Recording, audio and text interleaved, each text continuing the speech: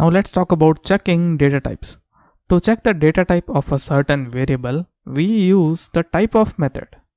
For example, let's just declare some variables for now. Let name is equals to a string, that is my name. Let's also declare age, that's going to be 21.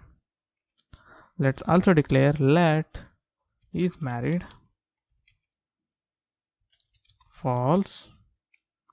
Let's also say let marks, let's leave it unassigned. Now I want to check the data types of these variables, so I can use type of, let's just say age for now. Now let's just console log the result, whether it returns the data type or not. Console log. Now if I save this, as you can see, the variable age is of type number. Similarly, let's copy this console log. Similarly, let's check it for is married variable. As you can see, it is returning boolean. That is what it is, right? It is storing a boolean value, so it's a boolean data type. Let's also check for name. Let me just quickly change the name. As you can see, string, it is storing string, right? So it's of type string. Let's also say marks. If I save this, as you can see, it is not assigned to any value, so it returns undefined. Now let's talk about changing data types, or you can say casting. Converting one data type to another data type, we use parse int, parse float, number, plus sign, string. When we do arithmetic operation, string number should be first converted to integer or float. If not, it returns an error. For example, what do I mean by that is, let's declare a variable with like this. Can you tell me, is it a string or a number? Let's just console log the type now. Console.log type of age. If I save that, as you can see, it is saying that it is of type string. Now if I want to do some arithmetic operations, I can't do that in a string, right? So we need to convert it into a number, right? There are three methods we can convert.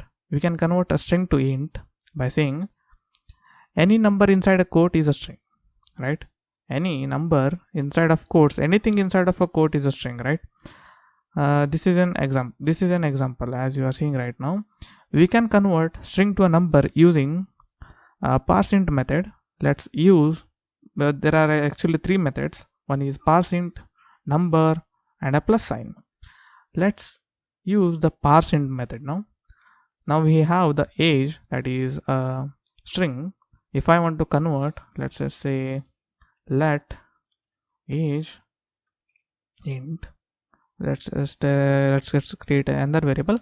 Here I will use the parseInt method, and I want to parse and I want to convert age, which is of type string, to a number. So I am using parseInt.